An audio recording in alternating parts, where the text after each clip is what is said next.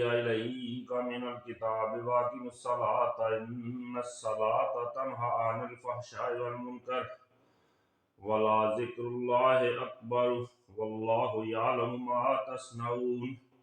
ولا تجادلوا أهل الكتاب إلا بالتي هي أحسن إلا الذين ظلموا منهم وقولوا آمنا بالذي أنزل إلينا وأنزل عليكم وإلهنا وإلهكم واحد ونحن له مسلمون وكذلك أنزلنا إليك الكتاب فالذين آتيناهم الكتاب يؤمنون به ومن هؤلاء من يؤمن به وما يجحد بآياتنا إلا الكافرون وما كنا تتلو من قبله ومن كتاب ولا تأخذه بيمينك إذا لارتاب المبطلون بل هو آيات بينات في صدور الذين أوتوا العلم وما يجحد بآياتنا إلا الظالمون وقالوا لولا أنزل إليه آية من ربه قل إنما الآيات عند الله وإنما أنا نذير مبين أولم يكفهم أنا أنزلنا إليك الكتاب يتلى عليهم إن في ذلك لرحمة وذكرى لقوم يؤمنون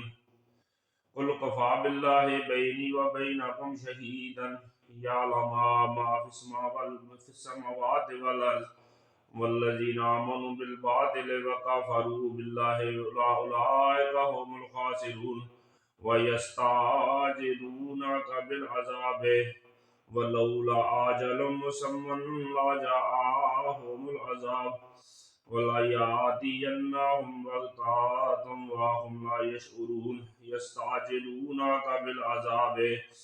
وإن جهنم لمحيطة بالكافرين يوم يغشاهم العذاب من فوقهم ومن تحت أرجلهم ويقول ذوقوا ما كنتم تعملون يا عبادي الذين آمنوا إن أرضي واسعة فإياي فاعبدون كل نفس ذائقة الموت ثم إلينا ترجعون والذين آمنوا وعملوا الصالحات لنبوئنهم من الجنة غرفا تجري من تحتها الأنهار خالدين فيها نعم أجر العاملين الذين صبروا وعلى ربهم يتوكلون وكأين من دابة لا تحمل رزقها الله يرزقها وإياكم وهو السميع العليم ولئن سألتهم من خلق السماوات والأرض وسخر الشمس والقمر ليقولن الله فأنى يؤفكون الله يبسط الرزق لمن يشاء من عباده ويقدر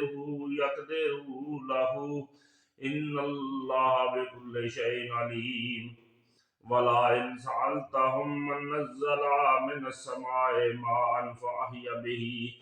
فأحيا به الأرض من بعد موتها ليقولن الله